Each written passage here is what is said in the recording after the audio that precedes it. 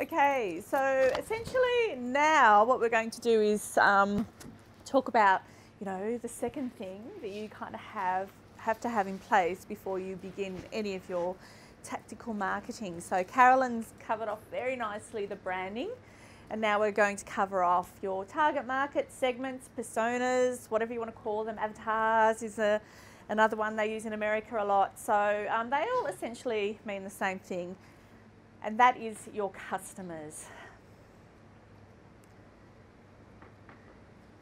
So how many times have you thought to yourself, I know my customers and visitors because I'm close to my product, I'm close to my destination, I'm with it in it every day. Well, the truth is you don't see your product or your service or your destination in the same way that your customer does, because we're all sitting there obsessing about it every day. We're in it all the time. Your customers don't obsess about your destination, product or service until it's time to think about it. So, we kind of run the risk often in tourism marketing to marketing to ourselves, which I guess is similar to the logo problem. Branding's not a logo, and we shouldn't be marketing to ourselves, even though we think we know everything our product or service. Your customer simply doesn't have that same obsession. So your job between personas and branding is to appear to them when they want you, and that's what this is all about. However, you still have to be working at it behind the scenes until they want you. So that's why it's really important to get to know your customers. I won't dwell on this stuff because we have talked about it. I'm preaching to the converted because you guys are all here. The customer should be absolutely central to every single thing that you do in your business. They should be, part of the decision making. They should be considered at every decision that you make about your product, your service, your marketing, how you're going to spend your budgets. You've got to think about the customers. And again, I think in tourism marketing, we're slightly guilty at times of marketing to ourselves. The shiny new marketing object syndrome is a big problem. It's really good to sort of get back to basics, and it's a novel thought, but where's your customer hanging out? Where do they want to see your product? When do they want to see your product? And there's more than ever now, you can't be all things to all customers. There was a time where we were all trying to do that. It's just not, it is possible, but it's just not recommended now, because you're going to do far too much damage to your brand. You're going to do far too much damage, not just in the eyes of your customers, but in the eyes of Google. So it's more important than ever to really, really understand your customer, understand the language that they use, so that you can really speak to them, understand the types of imagery, understand the types of, the information that they need. And we're going to talk about that a little bit later on, because that's changing as well because of voice search. So it's all changing. But, predominantly you need to ask yourself, how can my product, service or destination solve their problems? Why would they want to come to me and my beach over the 11,000 beaches? What makes my beach special, and why would my customer want to come to my beach? How am I going to cater to different types of customers at my beach that is different to other beaches? So that's where we're all at. And the thing is as well, you need to ask, with all of these decisions you need to make, with all of the money, the time you're investing, you need to ask yourself, would my persona, would my customer like this? And that's what it boils down to. So, they can be as complex, as sophisticated as you like.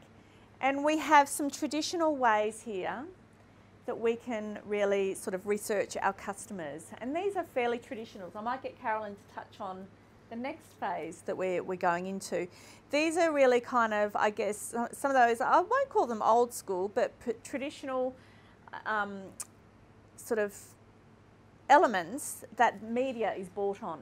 So a lot of media companies now are buying, are selling media based on some of these really functional, I guess, demographics, social media habits, viewing, what did I watch on TV, media consumption, product category. This is really functional stuff. But there's another element to it now that it's experiential marketing. Carolyn, do you want to, I don't know if I have your slide here. No, I don't. So Okay. do you want to just even cover it? Well, So I think it's really important.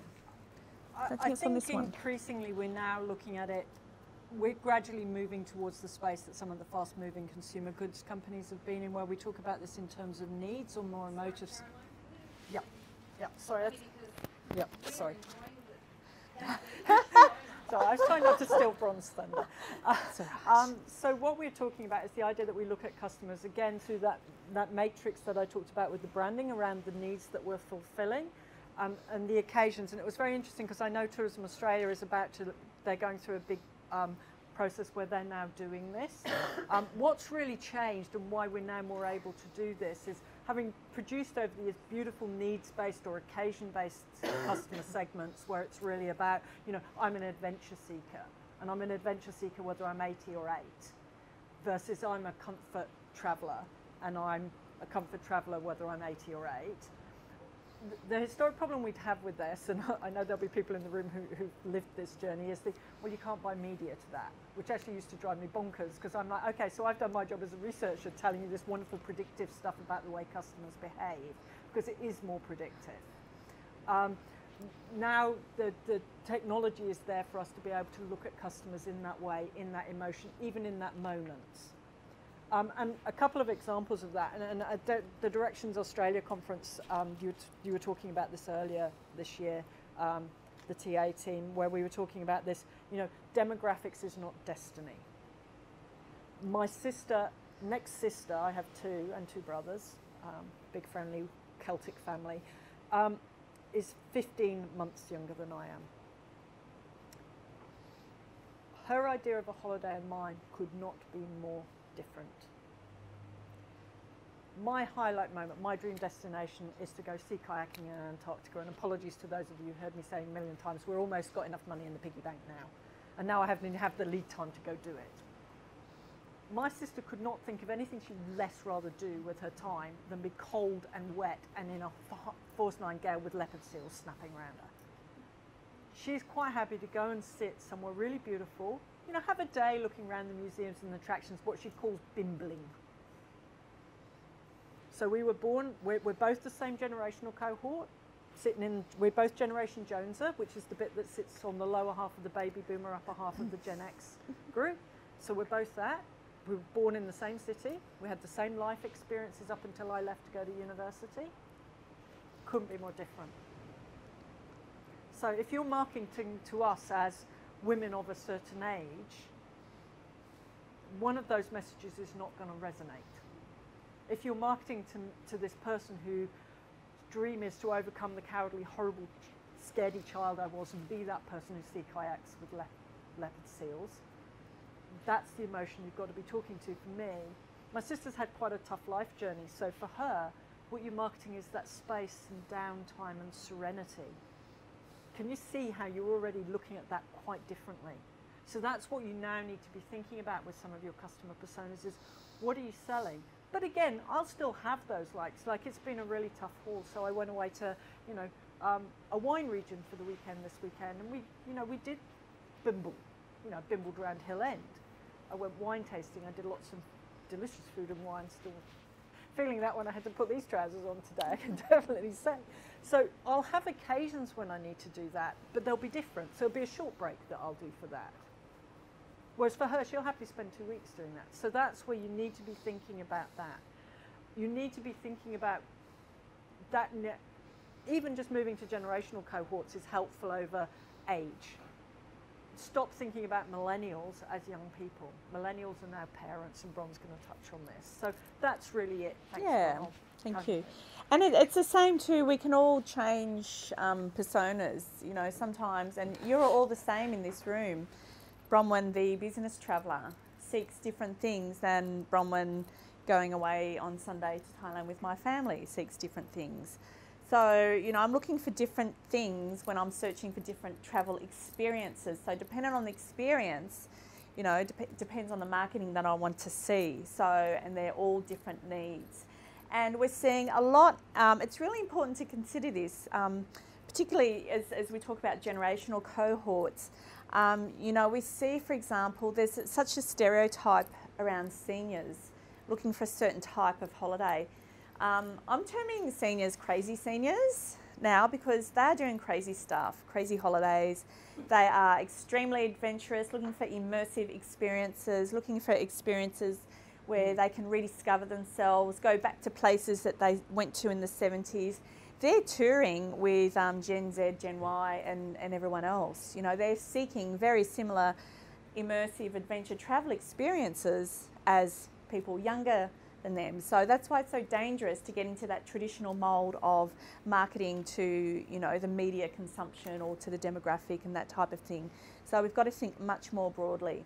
And even like within seniors, there are single seniors seeking things too. You know, it's evolving all the time as people become more confident in travelling. So what we'll do, we'll get into it now. Now, if you've got the tourism marketing plan blueprint, we've got to rebrand it. You'll see in the persona section. So in the blueprint, we actually have a persona library, which is completely done for you.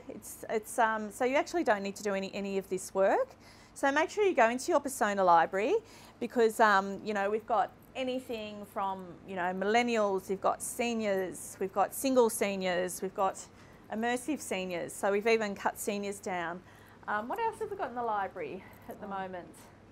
Coming on stream. Gen Z travellers, Gen Y travellers. So, and they're very, very extensive personas. So if you're marketing to a certain persona, you just need to go in there and it's all there for you. So VFR hosts. So VFR. And yeah, VFR so we've got hosts, VFR and VFR hosts. So again, we've segmented the VFR market because they are, you know, quite different hosts and visitors. But this is like, at the end, it's a snapshot. So, you know, this is Karen and Bob. You know, this is what one part of our persona in the persona library looks like. So, and this is the type of thing that you can hand around to your different departments, for example. If you're targeting seniors, if you're targeting the drive market. What we do, there's several things, because we're all time poor in the travel industry. It's not just about cash and budgets, it's about time. So we tend to say, well, if you need to focus on things, focus on these things, because this will help you and everybody in your organisation visualise who your customer is. So we're looking at their goals and values. So what we're trying to do is give people an idea of who they are as a person, because this is really helpful when it comes to marketing to those people, because if you can visualise, you think, oh yeah, I know people like that and I know the types of experiences that they want to do. So their goals and values, you know, they've worked so hard all their lives and travelling is their reward. And they're looking to, and again, like this to me reads like so many focus groups that we've done. You know, they're looking to pursue their hobbies and interests. The kids have gone, you know, it's their time now. They're looking to learn, they're looking to go back to some of those places and revisit places.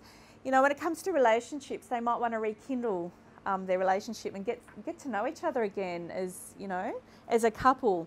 And they're really passionate about learning. So again, these are some of the things that you can consider in your marketing communications.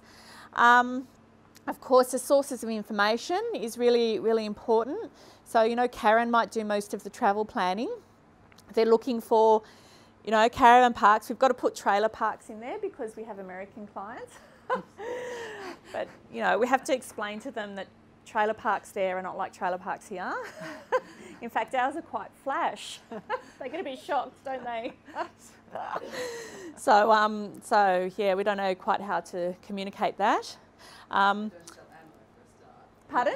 Don't sell ammo. No, exactly. Yeah, that's a problem. So yeah, so they're Googling, they're in travel forums, they're on Facebook, you know, asking their friends, have you been here?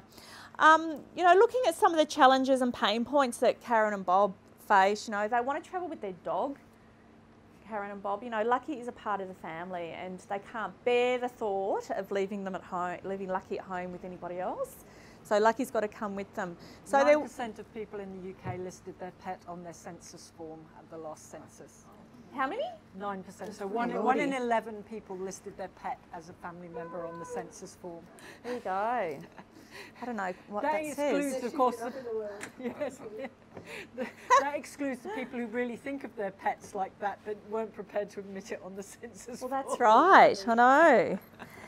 So, so these are their specific pain points. So, for example, if you're catering to the pet travelling market, which is emerging, it's huge now. People, and particularly driven by seniors, they all want to travel with their pets if they've got one. It's really, really important. So they're worried about limitations. They're worried about, lucky getting sick along the way. So if you're a hotel that takes pets, you might want to have information on your website, for example, about local vets in the area that are on call 24/7. So again, thinking about that contextual information that people want. And very, very importantly, objections. You need to be able to answer your objections in your marketing, and that's something that I don't see very often. But answering objections is really, really powerful stuff, and will more often than not get people over the line. So, people saying, well, they're too expensive. They charge a premium for pets. Well, of course they do, because you've got to actually, there's cleaning involved, there's more servicing involved in a pet room. So actually sort of answering those before people can ask you, if you know what I mean. What if we can't find anywhere to stay along the way with the pet? So, if you're promoting a region or a driving destination, that's the sort of thing you need to consider. And what happens if what if something happens? Where's the vet? So these sorts of things. So this is like a very quick and dirty persona if you, if you need. And, we've got a template here in the blueprint if you need to go and, you can just print that out and, rejig it, whatever you want. So now what I'm going to talk about is, last year we did talk about the changing face of seniors and senior segments within seniors. What we're going to do now is talk about the changing face of millennials. So this is this kind of the image that we all think when we think millennials, crazy party animals? They're changing. We still sort of think of millennials as crazy party animals on their devices. Well, they're kind of still on their devices, but millennials are shifting. They're starting to have families now. They're becoming parents. So this is our new millennial. They've calmed down. They still want to party a little bit, I think, but in a different way. So they're moving into new life stages, millennials. And this is one of the updates in the blueprint, by the way. So you should... That's a hipster. Yeah, that's my sort of token hipster. Living in the inner west, that is the new normal. So... so going from, crazy party animals to, coffee snobby hipsters to, dads that love their kids and love to get jumped on and so forth. And more importantly, millennials are business travellers, and this is a really huge shift that we need to consider. And they're business travellers in a different way to other business travellers, and I'll go through that in a moment. So the two differences now we have to consider is that millennials are parents and they're business travellers. So this will change your marketing.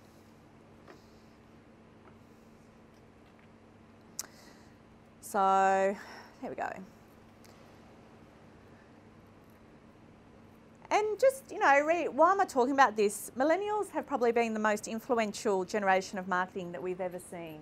They don't suffer fools. So, they're pretty savvy when it comes to marketing. They know what they want. They can smell a fraud a mile away. So again, the fundamentals about millennials have not changed. They're still the same person, but they have slightly different needs now in terms of their life stages. And again, it's all about that, I guess, generational cohort, talking to their different pain points. Their pain points have shifted, what their needs have shifted. So now we have to kind of remember those things in our marketing. So just looking at the family traveller and thinking about the millennial. So the upper end are having families. So you're probably thinking of them quite young families, toddlers, the kids are in primary school. You know, they're all coming through the schools now.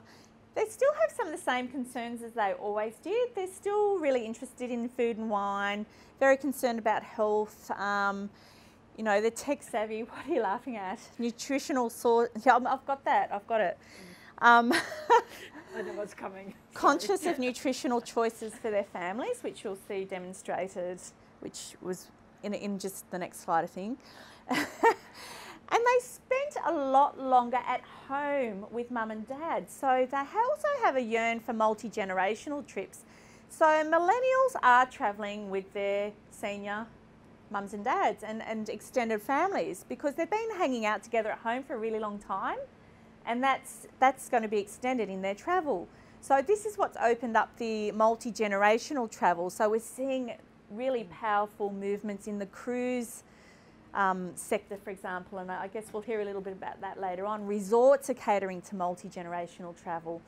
And this is all driven by, you know, millennials spending all that time at home, and they're all travelling together now. So even though they've moved out of the family home, they're still kind of hanging out together on holidays and that type of thing. So, but I just wanted to show a demonstration of how this is playing out in reality right now. I'm talking last week, as you can see, September. I'm on a Facebook group, Inner West Mums, and there are 20,000. Are you on this? Yeah. There's 20,000 mums on this Facebook group, and I reckon most of them are millennials. A lot of them are, and boy, you know, I just find it a great social experiment going in there and reading all of this stuff, which is why I've got it all up here today. So this is millennials' take on being parents and families. So what happened up here is this person said, I've been asked by the owner of a pub for menu suggestions for a kids menu. So, you know, instead of just putting a few things to the pub owner, she's put up here, and at present we have 187 comments on what should go on the pub menu at this new pub. And I think it's the White Cockatoo, and I know the people that run it because... Was it the White Cockatoo or the Hampson Park? No, because the White Cockatoo's gone back to the White Cockatoo now. Yes. Yeah, so... My neighbourhood and I actually pub. know the publican because they're school parents. Yeah. But look at some of these comments. Get rid of nuggets. I want chicken tenderloins with parmesan crust. What kid would ask for that? Baked veggies mash. Good quality sausages. Steamed grilled fish with steamed rice, please. I don't want processed nuggets and crappy Franken meats. I want vegetables. What else have we got? Carrot sticks, hummus. Peas, cucumber sticks. Cherry tomatoes, steamed broccoli. I don't know, like my kids just would not eat that at the pub. But then I don't go, like, we never eat off the kids' menu. No. The kids just like, why do we eat on the kids' menu, Mum? Like, Yeah, so yeah. they sit down and they can Yeah. like, And that's what a lot of people said here. Because that's what people want. Yes. And because that's the way they're raising their families, so we can say don't come, but we need to listen to this. Yeah, we do. And I even took the kids to a Whole Foods cafe the other day. It's a client of mine, and they got the kids menu. And I said, the kids menu. There was still Whole Foods and lovely, but they're fine to order off there. Yeah, yeah. We are different family. Like, you know, the family unit is very different, and we dine out very differently. Yeah. We care about this stuff. Yep, yep. Are you prepared to pay the price for that though? Yes. I think that's probably That's the secret, yeah. because I think people think that we're not. Absolutely. It comes with a price. Takes more time. I will happily pay $20 for my child to eat something that is yummy to them and nutritious. Because I wouldn't feed them shit like that at home anymore. See, I wouldn't, and I don't know whether it's that my sort of generational Gen X, you know, late 40s thing coming out, but if you go to the pub, you know, I grew up just having chips and, you know, maybe sausages and chips and maybe You're nodding. Are you in that same? Like, it was special. Because, yeah, we wouldn't have that stuff at home, but, boy, we can have fried shit at the pub. It's great with sauce, all that. So, but, no. Oh, yeah. And I'm quite happy for my kids to have fried stuff at the pub because, you know, that's kind of a treat. It's a treat. It's a treat. But look at these. 187 of whom bothered to post comments. Who are not me, yeah. So, and they're really passionate. So if you go through all of this stuff, oh my God, gluten-free for my kid. Yes, gluten-free option. I have a boy on a low-carb diet. It's quite common. You know, so there's all of these things going on. Do it really well. Yeah. They just have it down. They're really good. Yeah. And it means you can really enjoy a great meal and as an adult feel like you've gone out, that you're not like then dealing with kids but the kids are all there. Yeah. They're all running around. It just doesn't feel annoying. Yeah. The food is good. But that place, if ever you want to study millennials moving into families, you go to the Henson Park Hotel. It's a living social experiment, live. Oh, the Newports, yeah, I can see, exactly. And so I think the other thing about it, because not all of them are there, these places are also spaces, so we talked about multi-generational, but it's, in the old days, what happened was once you had kids, you stopped seeing your friends who didn't have kids. That no longer works now. So places like this are now catering and benefiting. And you know what, if you type in the words family-friendly places to eat in the Inner West, Henson comes up number one. So back to the point that Bron was making about content, is people are delivering that, they're doing that. Yeah. As an adult, and these women as well, mum, they do want to have a really good experience when they're dining. Yeah. So yes, and it's good food too. Yeah. It's bordering on a gastropub, and so they're still seeking those same old millennial things that drove them to begin with, but you know, you've got to supplement their experiences now to extend to the children. So it really was amazing. We were going through this the other day, and we just couldn't believe some of the comments. So anyway, so it's families, parents, millennial parents. Now we have millennials that are becoming business travellers, which is really interesting. And again, you know, even though we have to change the way that we market to millennials, pretty much what they are doing, what they think and what they want is the same. It's just transferring into business travel.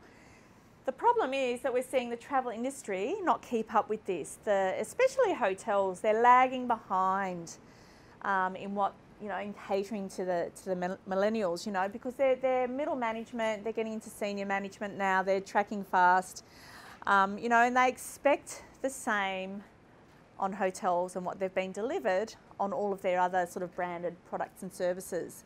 So already, millennials are accounting for a third of spending on business flights. And it's predicted to grow to half by 2020, which is not that far away. And historically, they've valued authenticity in experiences, and that plays out as well to business travel. They're looking for a superior service, and they're willing to pay for it.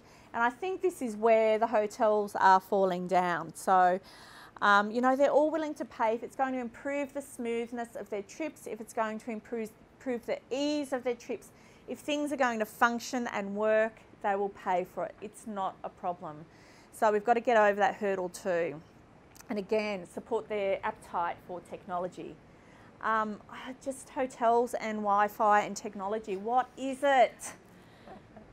Are we all in the same space here? Like, just big chains are not sort of giving us Wi-Fi and fast Wi-Fi. And this is, Carol, is that your quote there, Carolyn? I think it's the next one.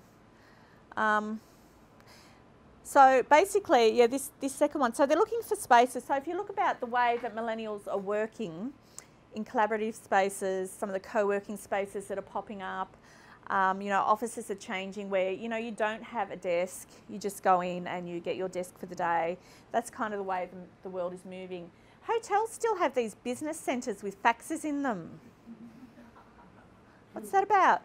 Can I just add something there, just as a really good live example of what's happening now? Yes. There's a really great guy, Tashi Dory, who owns a company called Two Space. Yes. So what they do is they activate spaces that functional during the day, so restaurants during Yep. the day. And when we met about a year ago, I said you've got to activate some hotel spaces. Oh, yes. A la New York, make it feel a bit, you know. And they're now in by Brush Cutters and Ovolo at Woolloomooloo. Fantastic. And they've activated those dead lobby spaces and bringing in, it's co-working spaces. You pay, I don't know, $150 a month for your membership. So, and you can work there or King's Cross Hotel or some restaurant in Surrey Hills. Such a great idea. Master as the chef. So, you know, and it was so pleasing when I saw the Vibe come up first and then Ovolo. I'm like, yes, finally. So more. It's happening. I see more hotels. Yep. Going into working, collaborating with two spaces. Yeah. Activating these spaces. And it makes them feel busy. It's like a Chinese restaurant, right? Yep. So you lots of Chinese people in a Chinese restaurant, you want to eat there, you know. It's buzzy. Yeah. Yeah, and that's what we're all used to working in now. So these are the sorts of spaces that we should be looking to turn and convert our, you know, business centres into co-working spaces with docks, with fast, high-speed Wi-Fi.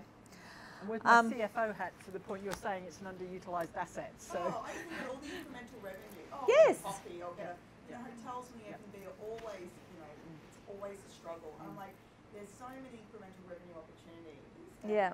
So much more. And this is one that's right here because when they're in the zone and they drink a lot of coffee. Yes. You know, it's a no-brainer. It is, isn't it? We're not, a lot more hotels aren't just I don't know. I just don't get it. I think they're starting to think about it, but again, they're lagging. You know, they don't do things quickly. So they're structured. Yeah, yeah. Traditional industry. It is a very traditional industry, and you know they are lagging behind everybody else. They're letting the team down in a sense. Now this is a great quote. I think Carolyn picked it up. Who was it? Did you? I was attending a board meeting, an international board meeting for the Travel and Tourism Research Association, and one of the other chapter presidents is a millennial travelling on business, and we were staying in this hotel in Washington DC, and you had to pay, I think it was $35 a day US to have access to very slow Wi-Fi. But, and we had this conversation and we both said the same thing here, because this is my ageless millennial hat on here. But, you know, they'd give me 20 paid channels of, you know, satellite TV when I was there for a business trip. And this was what he said to me. So, Rodney, feel free to read it out. Yeah. TripAdvisor at the local government conference told us that they're free Wi-Fi. They're immediately $20 Yep. onto the room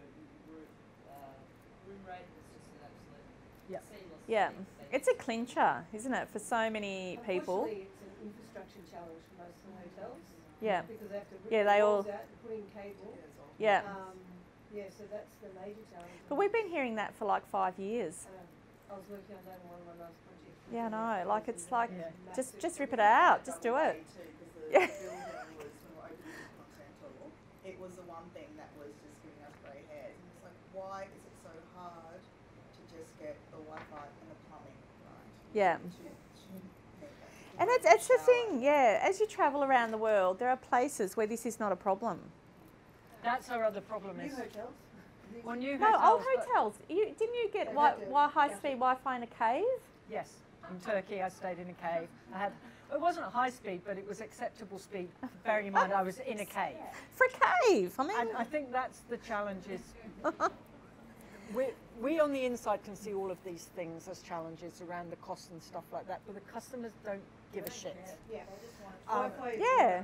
It's like water. It's like It's water. like water. It's number Yes. one Maslow's hierarchy of Yeah, needs. Yes. and in fact, you now see Maslow's hierarchy of needs with Wi-Fi at the bottom. Yeah, that'd be right, And- Steve. But what I would say is, while you're on that journey, the thing to do at this point is to find a way to communicate that to customers that doesn't sound defensive. How many times have we ever tried to explain this to the consumer? It's like, we literally have to spend $4 million ripping walls out. We're working towards it, but we're getting there. And here's what we can do in the interim. Yes. I think what you were saying before about answering objections in your marketing. Yes. Yeah, Yeah. is Yeah, exactly. So, and that was another thing that came out. Like, we did talk about this on one of our blueprint coaching calls. If you offer Wi-Fi and it's really crappy, tell people that. You know, and that's sort of managing those expectations. You know, because people get really crapped off when it's not good. Steve. I was just down in Phil a couple of weeks ago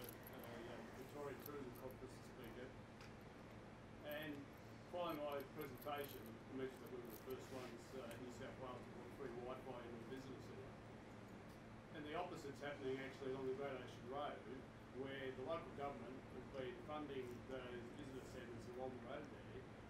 Well, they haven't, but the Tourist Association has. Now the local government's taken over, and they're actually withdrawing the free Wi-Fi out of those centres, and they're all in uproar. And I said, that's just nuts. I said, the amount of international visitors that you guys have along that route.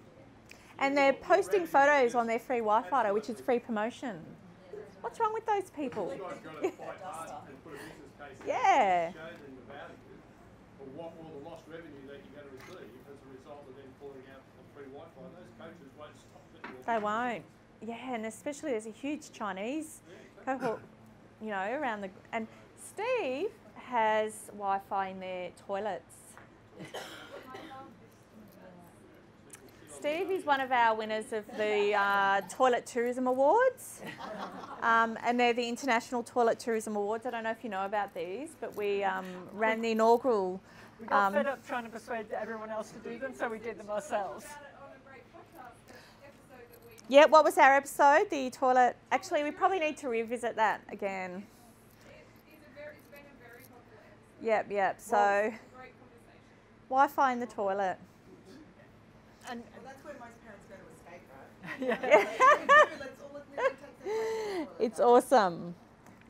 All right, And so actually, we also did find, you know, for everyone else apart from hotels, toilets is like the other winners. Some of the winners have seen their revenue go up. oh yes, absolutely. Seriously, With amazing clean toilets. It's a yeah. We've had our winners. You know, Toowoomba portable toilets. Their business has doubled. Have you noticed that people?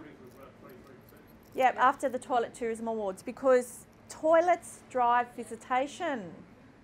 Now, we're not going to talk about that today, but perhaps we should at the next one. Yes. Yeah, so... I think it's a really, like, the stories that you guys tell about this, the research is really interesting. Yeah, exactly. It is so easy. It is. It's beautiful.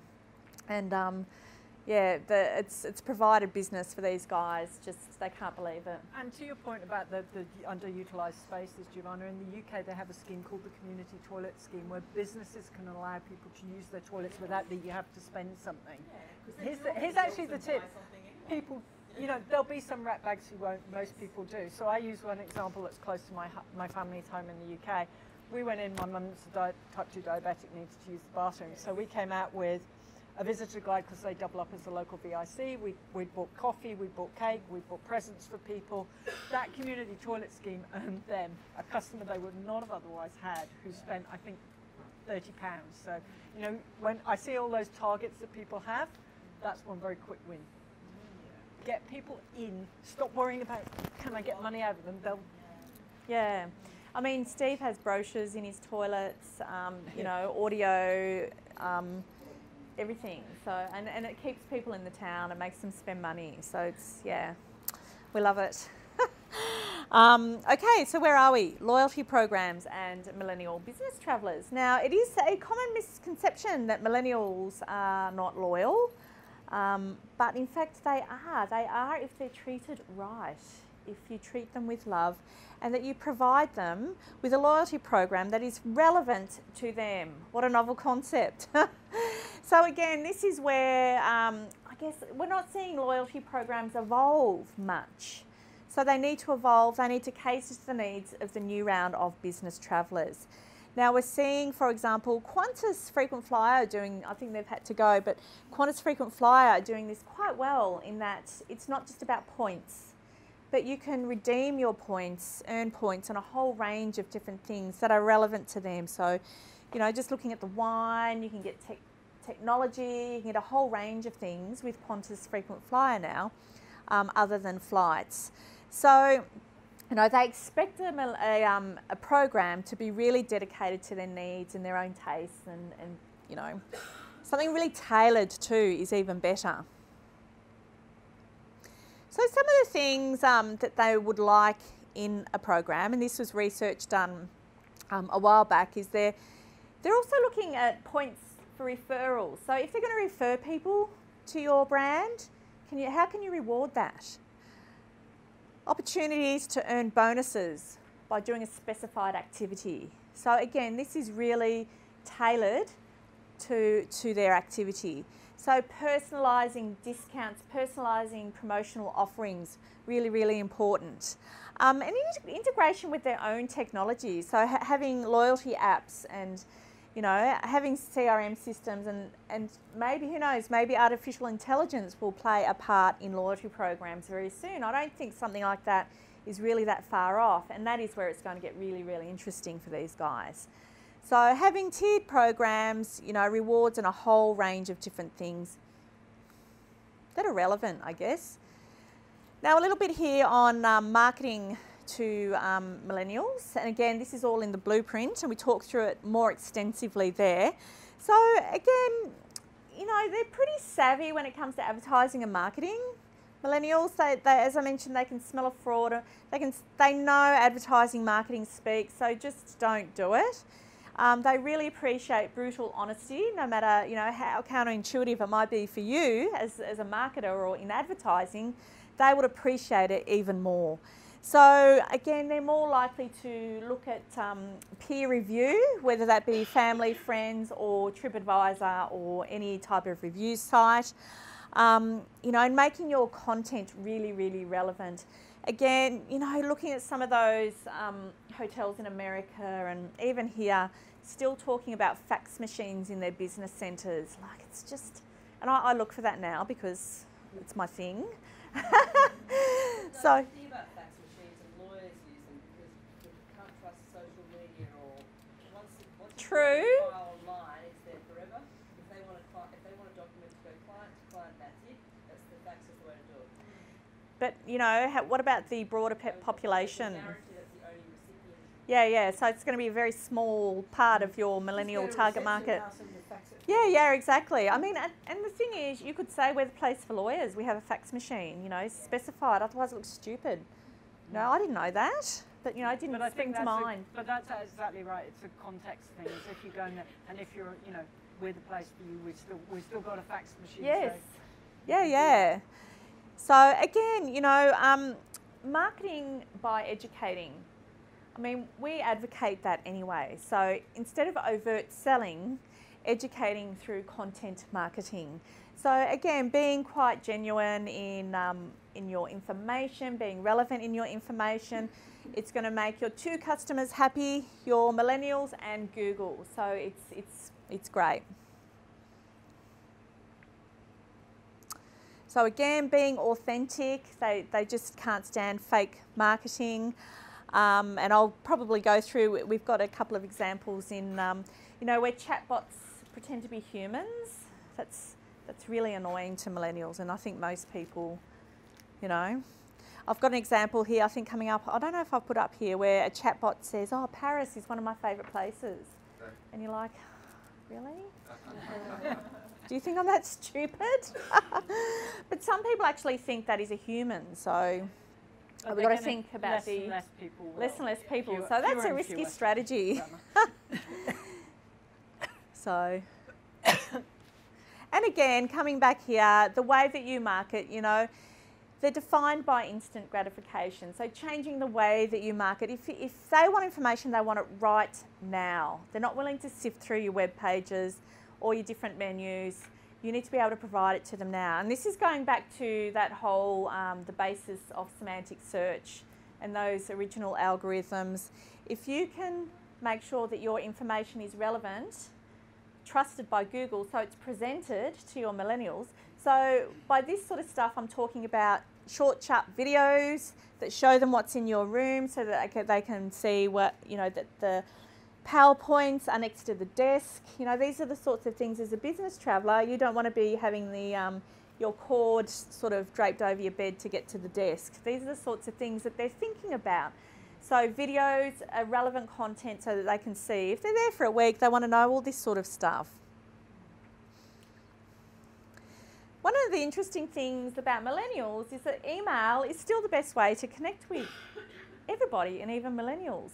So it's a bit retro, a little bit old school, but Remember, with millennials, if they have opted to give you an email address, they want to hear from you. If they don't want to hear from you, they'll opt out. So this still is the most powerful form of marketing to millennials. And of course, peer review. It's all about family, friends, people like them on TripAdvisor, Google, all those types of places. And ensure your content is micro moment ready. Now, I was going to touch on that in that quote there. So Google micro moments are the quick, short, sharp moments where they're looking for information really quickly. So these are really highly charged moments of intent. So you might be, you know, sitting at the bus stop or on the train, or you might be, you know, waiting. Sometimes I have micro moments when I'm at Kung Fu with, you know, with my kids, where I want to find out information right now. And I might even book right now, but I need to know there and then.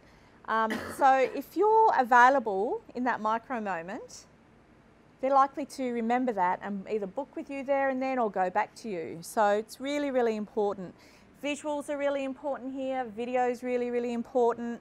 Having content that is really kind of easy to scan as well. When you're thinking about the way that you've got to change your marketing, scannable content that's easy to take in.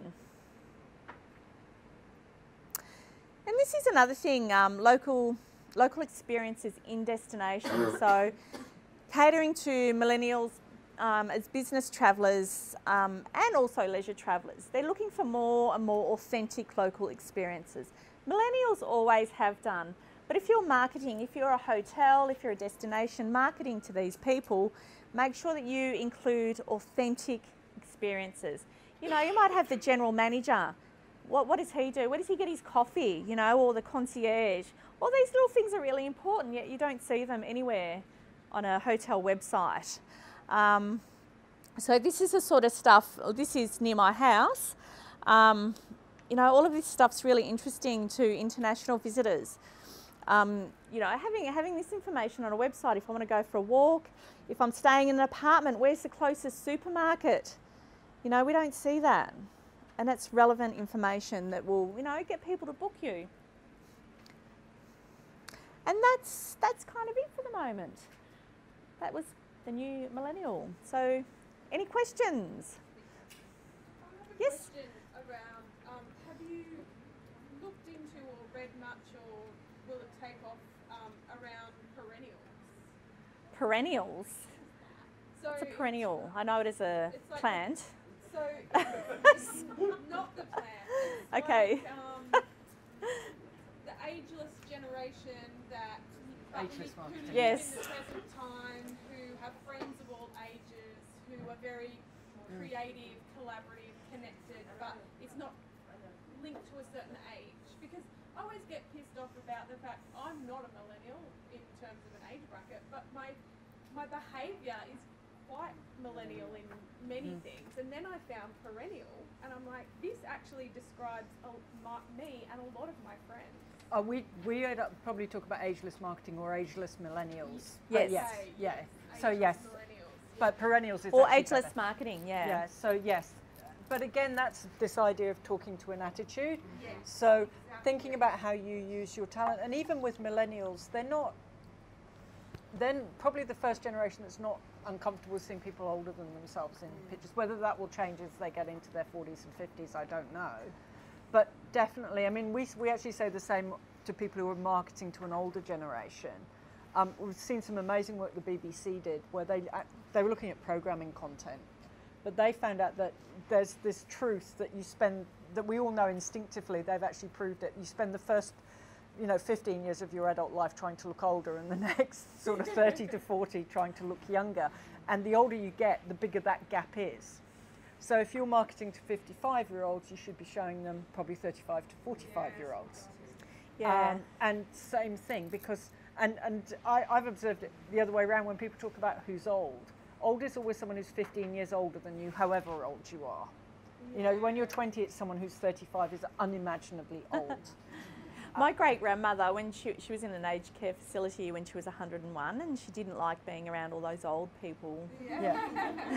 God love her, she was unreal. So that's why I think talking to the attitude, to the life set, to the behaviour, and how the data, that's where big data and the profiling and thinking about people like that is looking at who people are. So if you've seen people come in and you find it hard to recognise their age, or you see that they're wearing specific labels or whatever, all of those cues. So definitely we talk about that very extensively in the persona library under seniors. I'll send it to you if you like.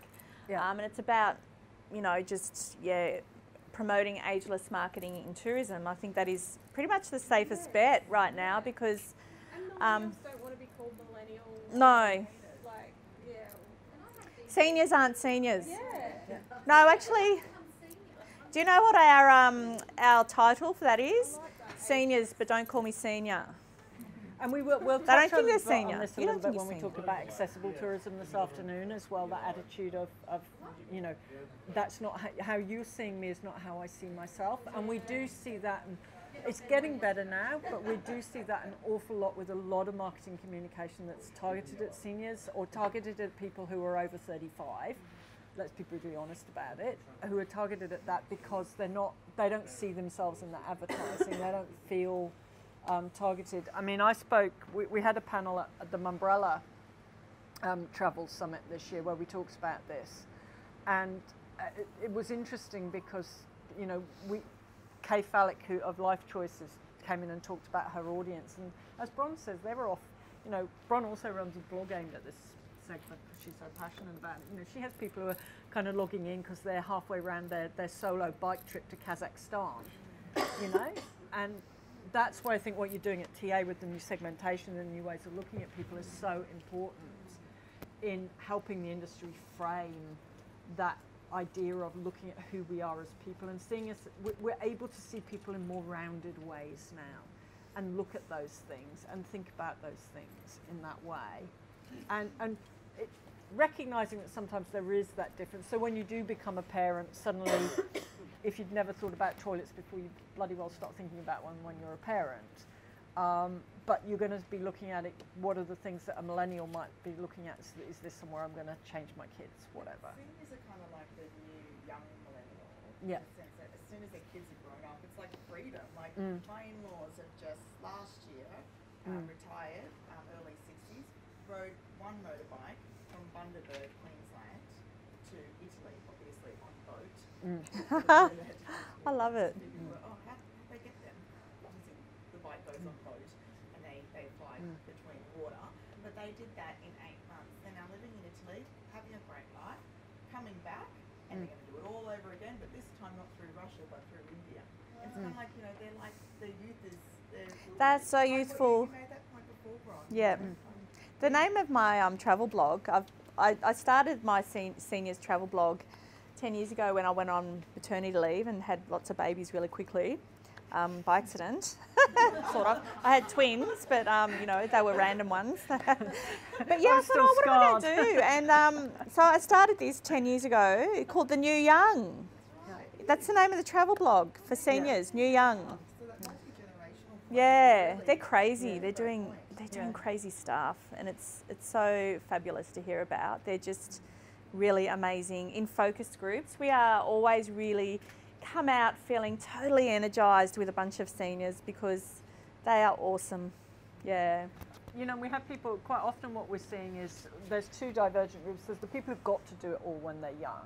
I mean, I think if you think that someone like Tony Wheeler is a senior of Lonely Planet, so there's the people who, the generation, the Lonely Planet, we actually also talk about them as the first Lonely Planet generation. They backpacked across Afghanistan and suddenly we're showing them pictures of grannies with cardigans on. Yeah, and these people are like, thinking about the 60s, they were swingers, they were trying, drugs, they were going to places where you there was no TripAdvisor or social media. To find out what was at a place, you had to actually go there. So, I mean, in a sense, the spirit has stayed with them.